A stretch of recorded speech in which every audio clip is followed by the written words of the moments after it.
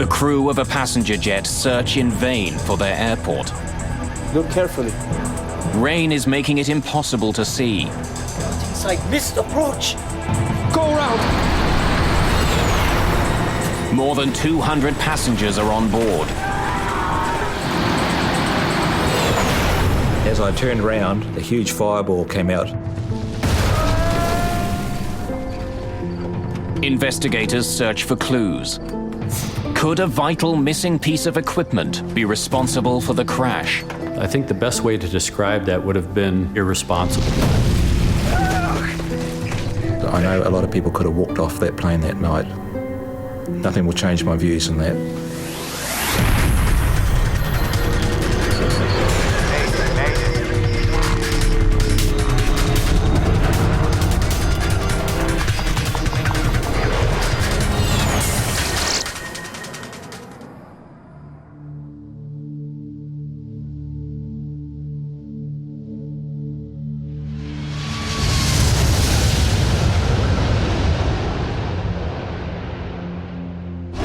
Nimitz Hill, Guam.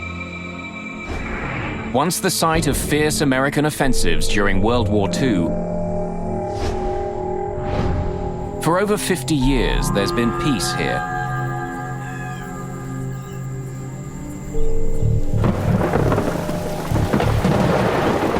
Now the hill is peaceful, invaded by hunters. And the normal quiet is broken by the roar of jumbo jets as they fly overhead. Every night, commercial pilots must fly over this tall, rocky outcrop and land at Guam's Agana International Airport.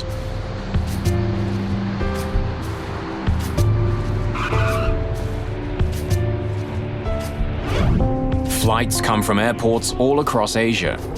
Just past midnight, on August the 6th, 1997, Korean Airlines Flight 801 is on its way to Guam from Seoul, South Korea. 42-year-old captain Park Young-chol is at the controls. A former Korean Air Force pilot, Park has been flying 747s for more than 6 years. Just a few months ago, he received a Flight Safety Award from the President of Korean Air for successfully handling a 747 engine failure at low altitude. Park is supposed to be flying to the United Arab Emirates tonight, but a scheduling change has put him in command of this shorter flight to Guam. In the cabin, Korean, Japanese, and Western tourists are heading for Guam's pristine beaches.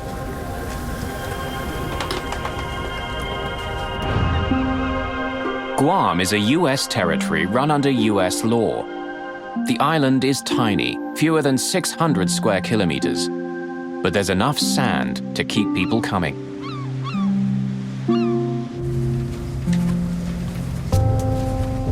"24-year-old Sean Burke and his girlfriend Wendy Bunton are planning to make the most of Guam's beaches. They're flying in from San Diego for a vacation.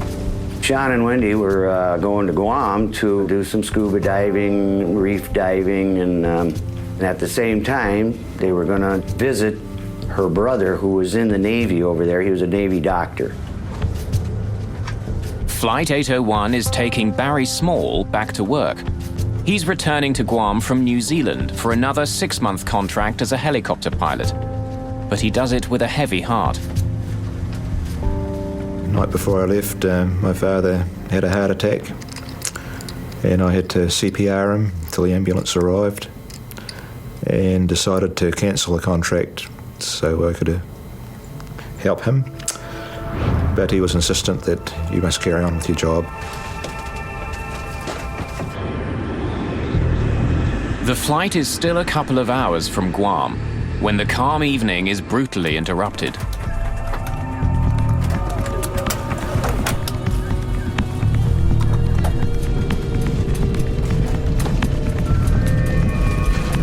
Watch the speed. It could be severe turbulence. Make an announcement to have everyone in their seats with seatbelts on. Ladies and gentlemen, this is your first officer speaking. Even an experienced flyer like Barry Small is surprised. There was no lead up to this turbulence when anybody that wasn't strapped down was going to be airborne, that's for sure. The lockers were rattling, and anything in those lockers was bound to break. It was a horrendous shudder.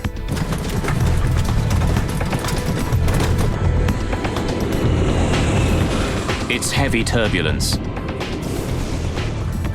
But the crew ride it out. Eventually, the flight returns to normal. We're through it. Let the passengers know. Ladies and gentlemen, this is your first officer speaking. We have cleared the turbulent area. But it's left some of the passengers shaken. Shh. It's okay, Rika. We'll be there soon. Ma'am, if you don't mind, I'm gonna move this duty-free up here for you.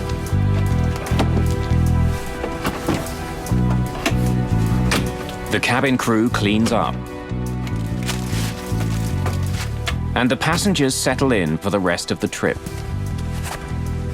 Because of the 12-hour stopover in Seoul and no change of clothes, it was getting rather uncomfortable in a tropical environment, and I took my shoes off just to relax a little bit and feel more comfortable. Captain Park and his crew begin looking ahead. They know there's more unsettled weather coming. Rain has been hitting Guam on and off all day. In fact, August is the heart of the island's rainy season. Small showers can pop up, making visibility unpredictable. In that particular part of the world, they have what's called a top hat thunderstorm. That is a very small thunderstorm that builds up all times of the day, and it's very short-lived, so it wouldn't hamper the pilot's ability to actually conduct the approach. It's going to just obscure his view for some period of time while they're transiting through it. Just past 1 in the morning, Korean Air Flight 801 makes initial radio contact with Kurt Mayo, the radar controller at Guam's airport. Guam Center, Korea 801, leaving level 410 for 2,600. Korean Air 801, roger. The crew aren't the only ones preparing to land. After more than 3 hours of flying through the night, the passengers get ready for the airport. I saw the lights of Guam, and I knew exactly where the aircraft was because I've been there many times before. Captain Park has navigated Nimitz Hill 9 times before, but this time there's a major difference. At airports around the world, pilots land with the help of a glide slope, an electronic system that helps planes safely touch down. If pilots follow the directions given by the glide slope, it guides them to the foot of the runway. The glide slope beacon at Guam Airport has been removed for extensive maintenance. Without the airport transmitter, Park's glide slope indicator in the cockpit is useless. Landing without a glide slope is rare, but it does happen. In Guam, the transmitter is scheduled to be out of service for more than 2 months. But impaired navigation is only part of the problem. Captain Park is fighting exhaustion. They make us classic guys work to the maximum. Probably this way, hotel expenses are saved on cabin crews and they maximize flight hours. Really sleepy. Now, as the plane approaches Guam, clouds and rain block their way. Captain, Guam condition is no good. It's raining a lot. It's been several hours since Captain Park and his crew left Seoul. Now the rain is making the late flight more difficult. Tired and fighting the weather, the captain begins the final approach to the airport.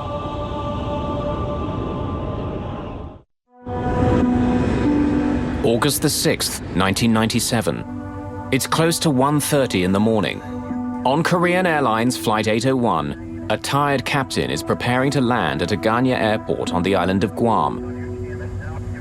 In the cabin, 237 passengers are getting ready to begin their holidays or get back to work. The flight, other than the turbulence, was totally normal. We had our meals, and it was just a totally normal flight in every way. As the jet approaches Guam, an erratic storm pushes rain and clouds between the plane and the airport. It's hard to see. The captain wants to make a small change in course to avoid the worst of the weather. Request 20-mile deviation to the left as we are descending. Guam Center, Korean 801, request deviation 10 miles left of track. Korean Air 801, Roger. Veering around cloud cover, Captain Park Young-chol struggles to get a clear view of his approach. And finally, he sees what he's been looking for. It's Guam. Guam. Good. Today, the weather radar helps us a lot. Korean Air 801, cleared for ILS, runway 6, left approach. Glide slope unusable. Air traffic controller Kurt Mayo reminds the crew that the airport's glide slope equipment is out of service. It would normally help them find the runway, but since it's under repair, it isn't sending out any signals. Then, with the crew in the middle of their landing sequence, something unexpected happens. The glide slope appears to come to life. Is the glide slope working? The glide slope, yeah? Yes. Yes, it's working. Why is it working? It's a confusing moment. Unsure what's happening, the crew continue to prepare for their landing. 60 check, gear down. Check. Approaching 1400. Since today's glide slope condition is not good, we need to maintain 1440. Please set it. Set. At 40 minutes after 1 in the morning, Guam controller Kurt Mayo once again makes contact with the crew. Korean Air 801, contacting Ganya Tower 118.1. He passes the plane on to the airport tower and says goodbye in Korean. Ganya Ikaseo. 수고하십시오. 118.1. It's the last time he'll ever talk to the crew of the jetliner. The guy working here probably was a GI in Korea before. Aganya Tower, Korean Air 801 to intercept the localizer 6 left. Korean Air 801 Heavy, Aganya Tower. Runway 6 cleared to land. Korean 801 Roger, clear to land 6 left. Flaps 30. Flaps 30. As the plane descends, clouds and rain close in again. They've lost sight of the airport. Look carefully. Ladies and gentlemen, we're preparing for landing at Aganya International Airport in Guam. Please return your seats to the upright position, fasten your seatbelt, and prepare for landing.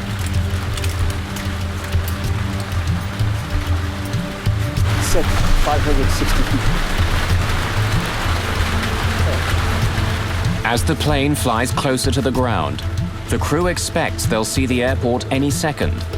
But the rain makes it hard to see anything.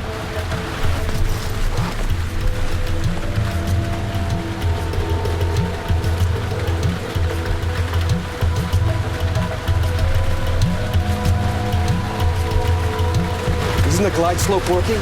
Wiper on. Then a computerized voice fills the cockpit. It's the ground proximity warning system, which tells the crew they're just 500 feet in the air. But they still can't see the runway.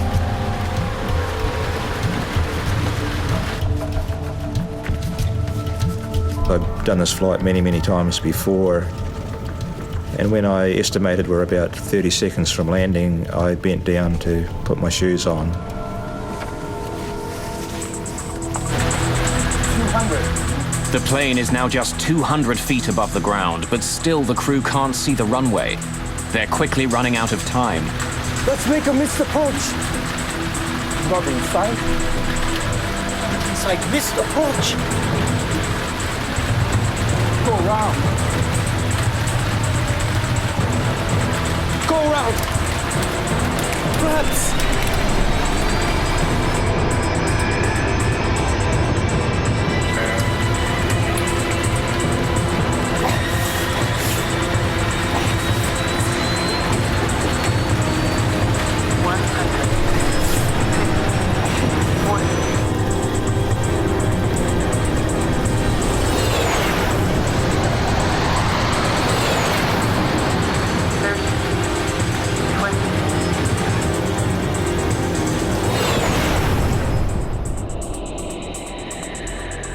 I had no doubts this was still just a normal landing, and the aircraft went on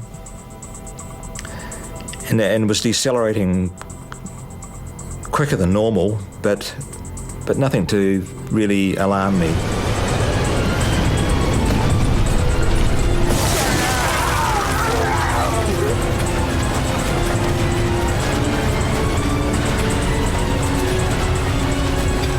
Things were getting pretty serious then. The aircraft was starting to break apart. I forced myself up to look, and there was just bottles, bags, everything you can imagine was coming out. Only way I can really describe it is like about 1,000 737s landing all at once. On a wooded hillside in Guam, the shattered plane finally grinds to a halt.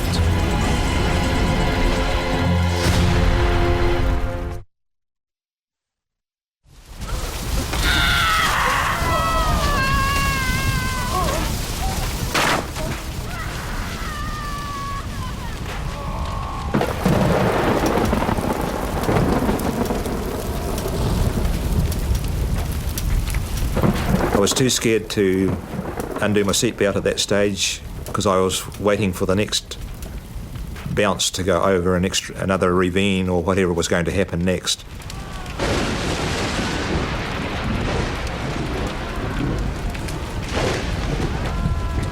Miraculously, 11-year-old Rika Matsuda has survived and is virtually unhurt. But her mother is trapped and injured.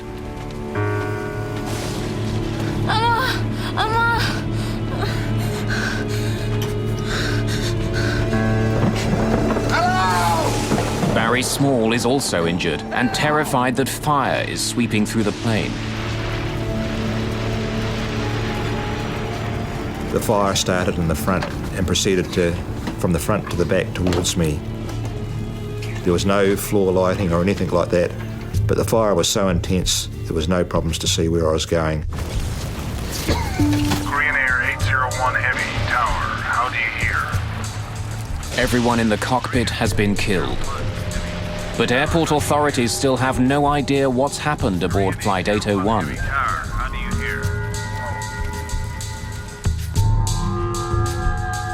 Hurt by the crash and desperate to escape the ruined plane, Barry Small stumbles towards an opening in the cabin.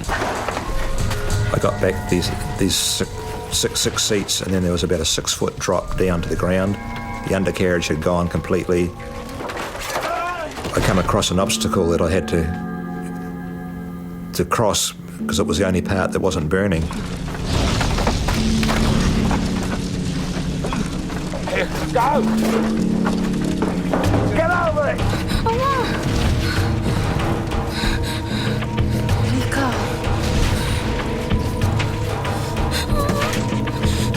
Rika's mother tells her daughter to get out of the burning plane. Go now, get out of here. Go. Now go. You must go. Go. You must go now. Go.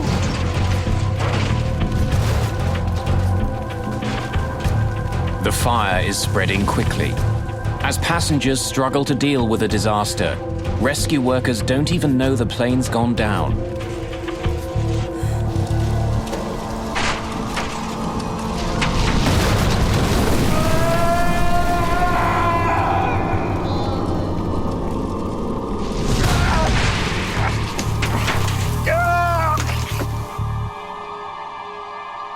The fire engulfed both the Asian gentleman and myself to the extent that it burnt my arms, and my watch got that hot it was melting into my flesh, and I had to flick it off. Minutes earlier, Kurt Mayo had passed the passenger jet onto the local tower controllers. Now he learns it hasn't landed yet. Approach Aganya, did Korean Air come back to you? No? I cleared him to land, and I don't know where he's at. He didn't land? Negative. Oh my God.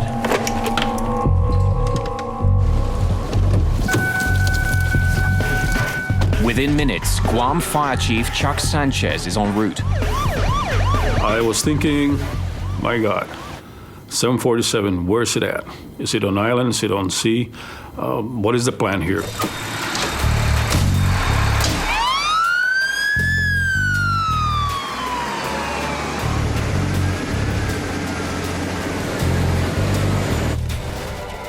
There's only one way for emergency crews to get down to the wreck site, along a single access road that runs beside Nimitz Hill.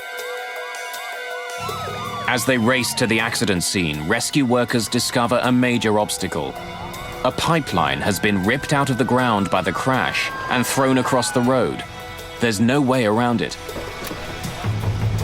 Having heard about the crash, the island's governor, Carl Gutierrez, has joined the rescue team. Engine Company 7, get this thing out of the way. You guys, get the medikits and come with me. We reached the closest point of approach to the crash site, which was up the hill and probably about another 150 yards downhill. I go, gentlemen, turn on whatever lights you got to guide us down this path, and let's do it.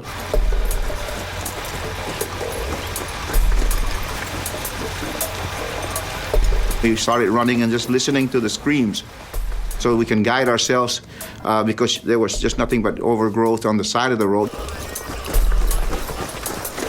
At one point, I stopped him and I go, Governor, sir, I need you to make some serious decision in this operation, and I don't think I want you to move further. I'd like for you to stay on this side, and I don't want you to get hurt.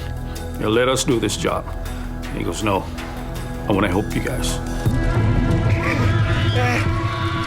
At the site of the crash, flames are devouring the wreckage.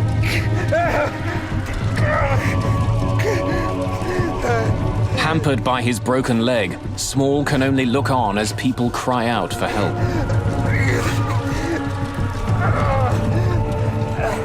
I lay at that bank for the whole night. During that time, hearing people call out in a foreign language, which initially sounded like good, healthy calls for help, then turned into screams as the fire got more intense. And after a period of time, the fire even grew worse, and the screams faded away. Finally, almost an hour after the accident, Sanchez's crew reaches the site. I split them up into 2 rescue and search units. I need half of you guys to start from the tail end, and I need the other half to start from the front end of this plane.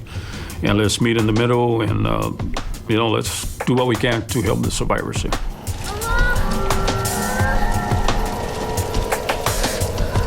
Guam's governor, Carl Gutierrez, sees Rika Matsuda all alone and crying out for her mother.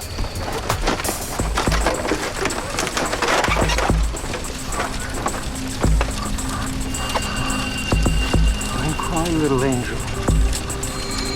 Everything will be okay. I did not dare let her go. It's something that I almost like there was a bond between me and that little girl. And I found out later she was 11, but she looked really smaller than 11 years old.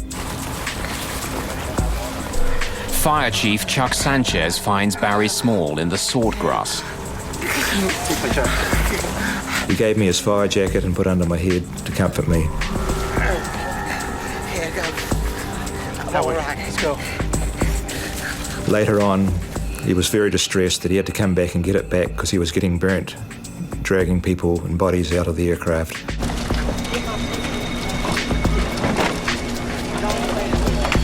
We were cutting trees to use for splint. We were taking off our protective gears to cover the survivors.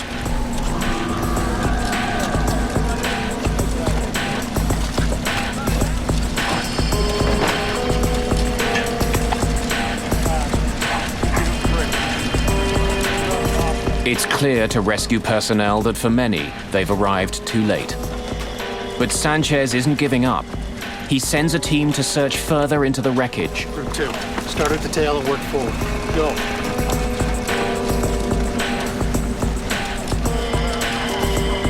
All I heard was this large explosion, man, right where they were at.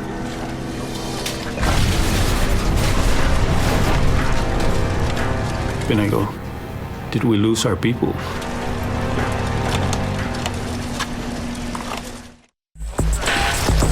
A Boeing 747 has crashed on a rugged hillside in Guam, just a few miles short of the airport. There were 254 people on board. Rescue workers comb through the wreckage when an explosion rips through the remains of the plane.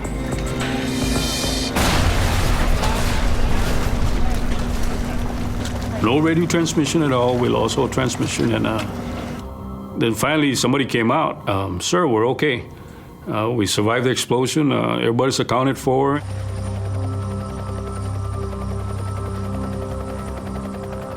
It's not until the dawn finally comes that rescue workers can see the extent of the damage. The plane has spilled down the mountain and broken into several large pieces. Only 26 people survived the disaster.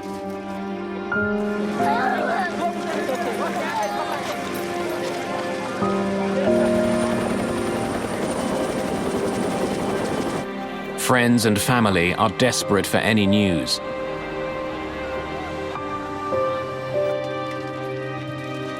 Many bodies are badly burned. Although most of the passengers are Korean, Sean Burke and his girlfriend Wendy Bunton are among a few Americans on the flight.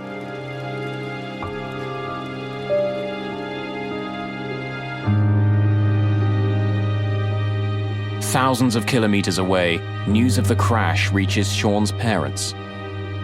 When she hears about the crash, Sean Burke's stepmother doesn't know if Sean is alive or dead. He could have been burned in the crash. He could be unconscious in a local hospital there, and we just wanted to go over and bring him back. So, I mean, because that kept going through our mind that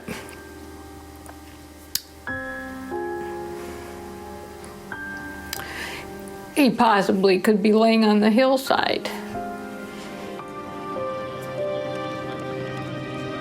Since Guam is an American territory, the responsibility for investigating the crash falls to the National Transportation Safety Board. Greg Fife is the lead investigator. When he arrives on the site, he has to contend with more than just the carnage of the plane crash.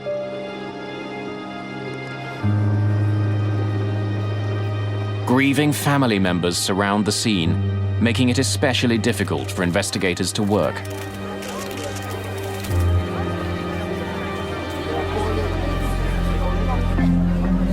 As an accident investigator, you have to keep your emotions in check. It's like being a doctor in an ER room.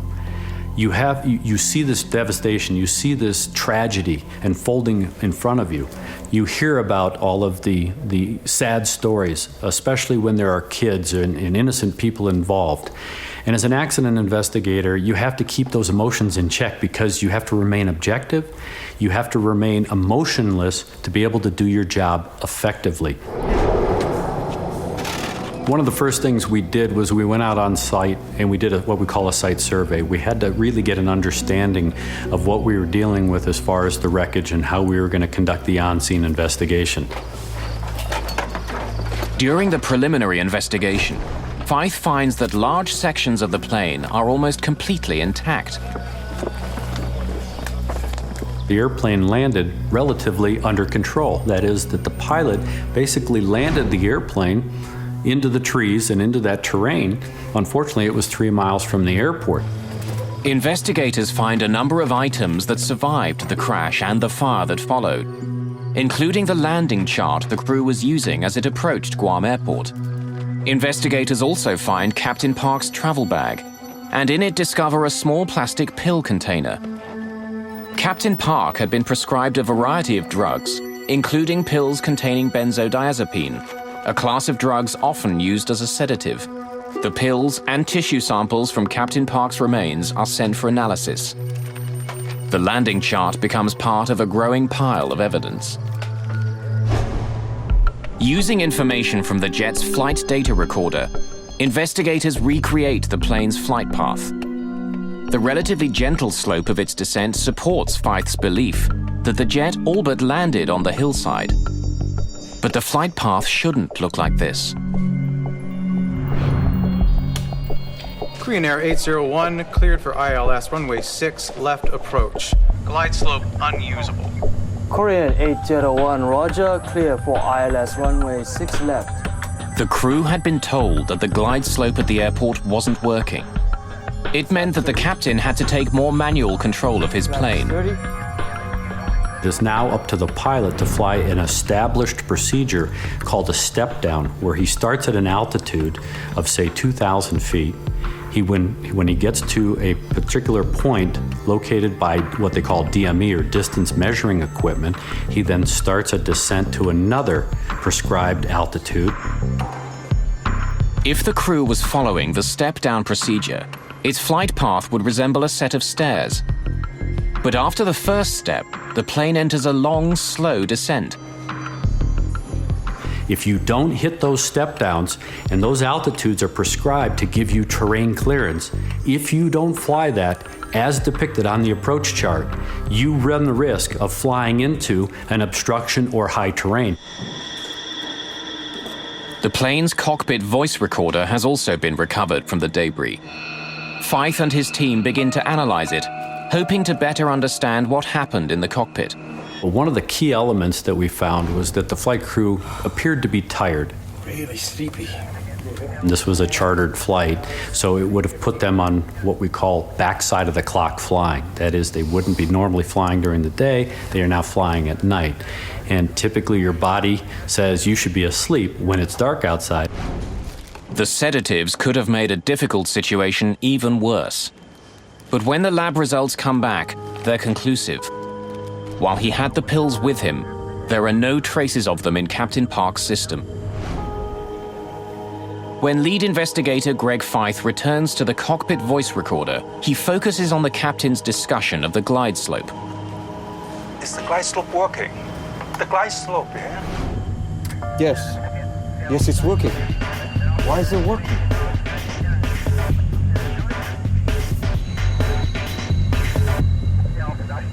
He started to see the glide slope needle move a little bit and started to question the other crew members as to whether or not the glide slope was actually working or not. It's early in the morning. After a long flight, Captain Park is tired, perhaps confused and distracted by the unexpected readings on his glide slope. It became very apparent listening to the cockpit voice recorder that in fact he got fixated. But Feith still doesn't understand why Park's glide slope appeared to be working. Was there a problem on this plane? Or is the equipment susceptible to problems that could affect other jets as well? To find out, he brings in navigation expert Nelson Spornheimer. I spent some time looking at the transcript, trying to determine what the navigation issues were, why a good airplane was in the wrong place, and to investigate the apparent confusion on the part of the crew who thought that the glide slope was working at least part of the time. Spornheimer sends a team of investigators to Guam. They fly over the island, trying to determine whether radio signals from a nearby military base could have acted on the plane, making it seem like the glide slope was working. Glide slope receivers can respond to non-glide slope signals, particularly when the intended glide slope signal is absent. If there are spurious signals on the channel and they contain the right information, they can cause intermittent movements of the glide slope needle. Set 560 feet. But the signals wouldn't be sustained. Like a light switch turning quickly on and off, the glide slope indicator would give periodic indications that it was working, but not for long. My conclusion was that spurious signals, whether they be from other transmitters or failed ground equipment such as personal walkie-talkies, could not cause a sustained warning flag movement. If the glide slope wasn't fully operating, why did Park believe it was? And even if he did believe it was working, why did he crash into Nimitz Hill? Isn't the glide slope working? Wiper on. as investigators continue to try to piece together the causes of the crash. Barry Small is trying to understand why he and 25 others survived. I went to touch my shoes, we hit the ground, and I was accidentally in the perfect crash position by some sort of miracle. An airline engineering apprentice and helicopter pilot, Small understands airplanes. I do firmly believe there are some changes that could be made to aircraft. Small believes that the way crossbars are built into aircraft seats caused one of his legs to break, but luck saved his other leg. My right leg went forward and crashed into the bar in front of the seat and broke. My left leg was saved by my carry bag stopping my leg going forward to hit that bar. Still able to walk on his one good leg, Small escapes while others remain trapped inside.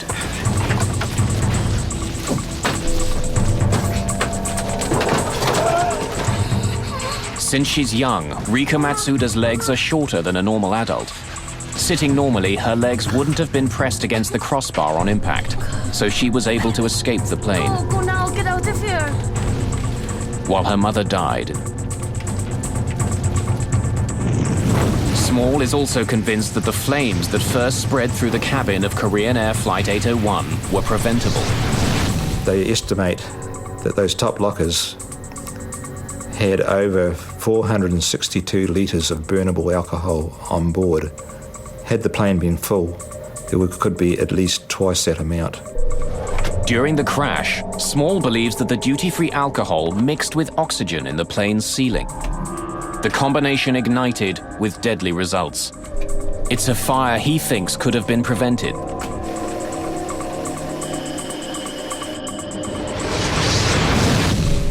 Why have this risk, alcohol and oxygen?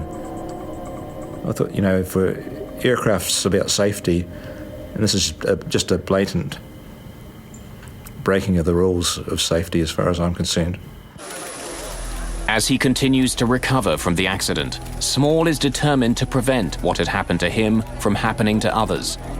He decides to push for changes on how seats are made and how duty-free alcohol is stored. For NTSB investigator Greg Feith, the biggest question still remains.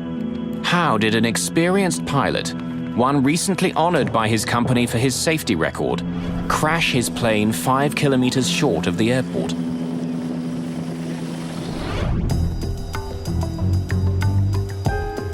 As the investigation continues, he discovers that the landing chart the crew was using was more than 6 months old and out of date. It's an indication that the crew could have been better prepared for the landing.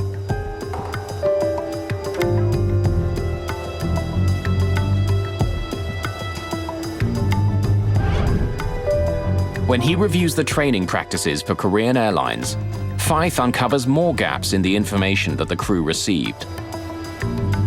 We found that the Korean Airlines flight crew had all of their training based on airports with approaches where the DME was always co-located at the airport.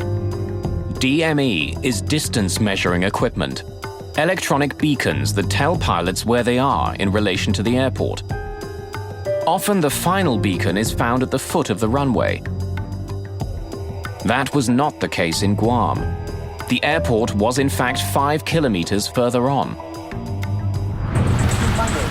Struggling to see through the rain, Park was unable to find the airport. Distracted by the unexpected glide slope readings, Park used the final beacon as a guide, expecting it to take him right to the runway. Let's make a missed approach. Not inside. Not inside. Missed approach. Go around. Go around. Flaps.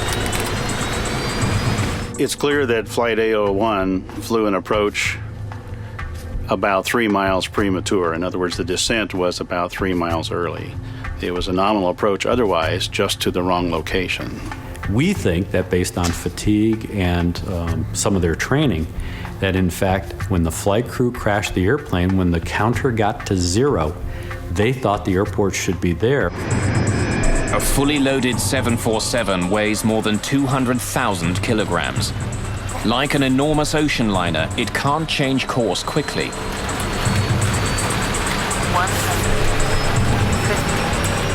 Blinded by rain and relying on their equipment, the crew of Korean Air Flight 801 thought they were heading straight at the runway. When they realized something was wrong, it was too late.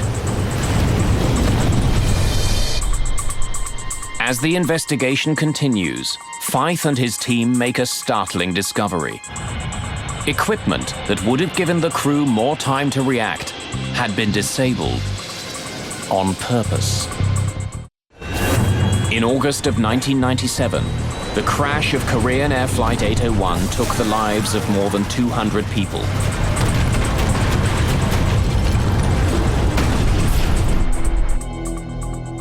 The final accident investigation report is published more than 2 years after the crash. It lays blame on the Korean Airlines training methods and the crew's over-reliance on the jet's automation. But it also has sharp words reserved for the FAA, the body that regulates air travel in the United States. Because of an FAA decision, a critical piece of technology that could have saved Flight 801 was intentionally disabled. The Minimum Safe Altitude Warning System, or MSAW, is a standard piece of equipment at major American airports. But in Guam, the FAA had made a critical alteration to the way it was used. MSAW uses radar to watch the planes as they come into the airport. If they're too low, a warning is given to air traffic controllers, who can then relay it to the crew. But in Guam, the system kept giving nuisance readings to controllers. The controllers kept getting these nuisance warnings. They redesigned the software and moved the limitations of the MSAW further away from the airport, where it afforded no one a level of protection. Instead of watching the planes as they neared the airport, the system in Guam now tracked them when they were more than 80 kilometers away, over the ocean. I think the best way to describe that would have been, and should be, irresponsible. Because you've taken this system that was designed as a level of protection, not only for the controller, but you've taken the protection away from the flying public. For the passengers and crew of Flight 801, the lack of the MSAW system sealed their fate. If the system had been working, the crash could have been avoided. Without it, the crew had no warning at all.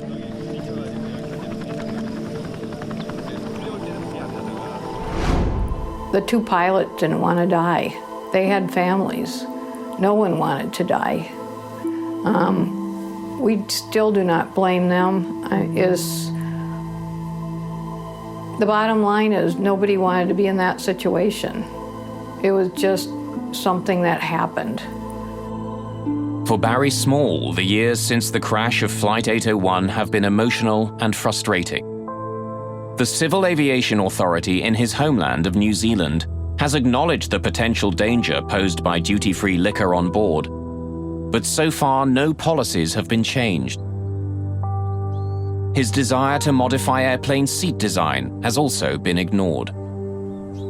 I have taken several steps to put this idea forward, and in a lot of cases it's initially met with enthusiasm, but it eventually ends up in the too hard basket.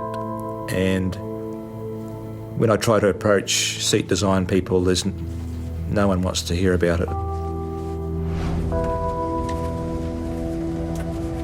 Sean Burke was never officially identified as a victim of Flight 801. Wendy Bunton was positively identified, but DNA samples only proved that a white male was on the plane near her. Bill and I never gave up hope that Sean had survived the crash. Even after we came home for, I would say, a year or two, every time the phone rang, every time somebody knocked on the door, we expected a phone message saying, "Hi, Dad," this is your son, Sean. Eventually, several years after the crash, Barry Small was able to give Kathy Burke and her husband some sense of finality and an enduring image of their son. When we met him, and he wanted to tell us that in the 12-hour layover in Seoul, he was wandering around and finally heard two people speaking English. And he said they were so much in love that he did not want to interrupt their conversation. For Sean's father, the deep sorrow of the crash will never completely leave. For me, the grief of Sean's loss never ends. Hasn't gotten better, hasn't got worse. Just another day. For everybody else, it's gone. You know, I expect people to move on, but I'll be this way till the day I'm with him again.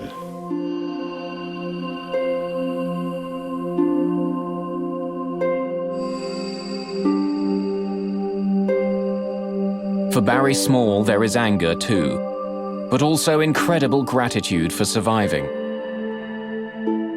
So many people have told me that I survived for a reason. And I've been searching for that reason for 9 years now. And I truly believe if someone would listen to my story about the oxygen and alcohol and the improvement of the seats, that I could justify in my own mind that I don't have to feel guilty about surviving.